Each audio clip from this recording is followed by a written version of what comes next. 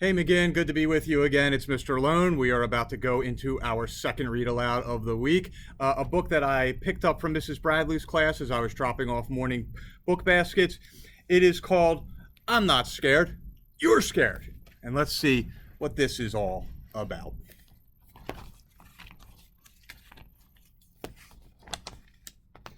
There once was a bear who was easily scared.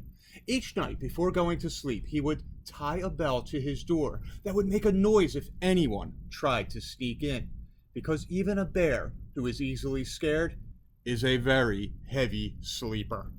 He was even afraid of his own reflection, and because he couldn't see himself, he never brushed well and always had food stuck in his teeth. When you're a scared bear with food in your teeth, you don't have many friends. Bear had one, Rabbit. Rabbit was never scared. She read scary stories. She slept with her door wide open, and she brushed her teeth while hanging from a tree branch by her ears. This gave her very strong ears. One day, Rabbit made an announcement. Bear, we are going on an adventure. Bear suggested that instead of going on an adventure, they could read a book about adventures. That way, if anything goes wrong, we can just close the book. Rabbit looked at her friend and asked, Bear, are you scared? And Bear replied, I'm not scared, you're scared. And with that, Bear walked past Rabbit and out the front door. Bear stopped to make sure they had everything they needed. Do I need a bike helmet? Bear asked. No, said Rabbit. Do I need oven mitts? No, said Rabbit. Do I need bear repellent spray? You're a bear, said Rabbit. After walking a while, they came to a small stream. It looks deep, said Bear. It's not deep, said Rabbit. It looks cold. It's not cold, said Rabbit. It looks like it's filled with fish who have very sharp teeth, the kind of fish who would like nothing more than to nibble on the ankles of a delicious bear. Rabbit looked at her friend and asked again, Bear, are you scared? And Bear replied once again, I'm not scared, you're scared. And with that, Bear walked along the stream until it narrowed enough that he could step over it. There he found Rabbit, who had fallen asleep, waiting for him. After a bit longer, they came to the edge of the woods. It looks dark, said Bear. It's not dark, said Rabbit. It looks spooky, said Bear. It's not spooky, said Rabbit. It looks like it's full of trees that are going to fall down and bonk us on the head, said Bear. Rabbit looked at her friend and said, Bear, are you scared? And Bear replied, I'm not scared, you're scared. And with that, Bear, realizing he would do anything to avoid the dark and spooky woods, walked to the road where he waited for the bus. The bus picked him up and drove him all the way around the forest. When he got to the other side, he woke up Rabbit, who, once again, had fallen asleep, waiting for him. They walked some more until they came to a mountain. It looks high, said Bear. It's not high, said Rabbit. Looks slippery, said Bear. It's not slippery, said Rabbit. It looks like one of the rocks will fall and roll and land on my paw, said Bear. Rabbit looked at her friend and just had to ask, Bear, are you scared? And Bear replied, I'm not scared, you're scared.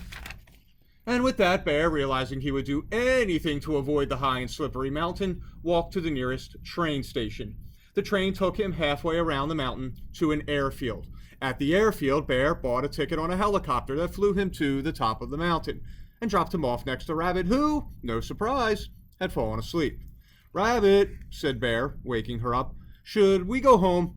I am not going home, said Rabbit, and she bounced off with Bear following behind her. After a bit more walking, they found themselves at one side of a long rope bridge. Bear stopped. It looks rickety, said Bear. It might be a little rickety, said Rabbit. It looks old, said Bear. It might be pretty old, said Rabbit. It looks like the boards might break if you were heavy enough, said Bear. Agreed, said Rabbit. Rabbit looked at her friend and said, Bear, are you scared?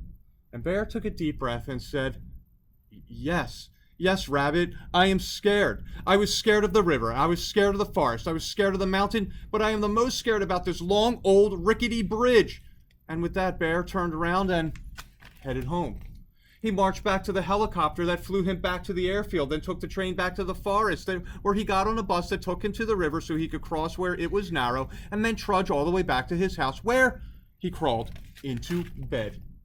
Rabbit went to the middle of the bridge and thought, "See, this bridge isn't dangerous. It's a good bridge." And to prove it, she jumped up and down, and then she jumped harder, and then she jumped harder than she ever had jumped in her life. And then the board she was jumping on cracked in half, and Rabbit fell right through the hole in the bridge. Lucky for Rabbit, she had very strong ears, but she knew she wouldn't be able to hold on forever. And because of this, Rabbit, for the first time in her life, was scared. Now, Bear and Rabbit hadn't noticed, but throughout their journey, they had been followed by a small bird. Bird realized she had to get help, so she flew as fast as she could all the way to Bear's house. Bird flew in Bear's window and started chirping as loud as she could, but Bear didn't wake up because even bears who are easily scared are very heavy sleepers. Bird was about to give up when she saw the bell on the doorknob. Bird put her head inside it and shook as hard as she could. Bear jumped out of bed to hear Bird yell, "Rabbit's fallen through the bridge! He needs your help!" And in that moment, Bear felt something he had never felt before: courage. He was so worried about his friend that instead of staying home where it was safe, he ran out the door faster than any bear had ever run before. When Bear reached the stream, he ran right through it. It only came up to his ankles. When he came to the forest, he ran right through it. It was only 3 trees. And when he came to the mountain, he didn't even think about taking a train or a helicopter. He just climbed right up. It wasn't very high. Meanwhile, Rabbit was now hanging on with only one ear. She could feel it slipping too. And just as she lost her grip, Bear grabbed her by the ear and lifted her to safety. "Bear, were you scared?" asked Rabbit. And Bear said with pride and honesty, "Rabbit, I was scared." "I was scared too," said Rabbit. And Bear smiled and said, "Sometimes it's okay to be scared." That night, when Bear brushed his teeth, he didn't hide from his reflection. He looked right at it. And do you know what he saw? A very brave bear with no food in his teeth. So again, I hope you enjoyed today's read aloud. It's okay to be scared. Look at how Bear handled things. He showed some courage. He dug deep down. We're going to be back with more read alouds this week. You have a good night, McGinn, and I'll see you soon.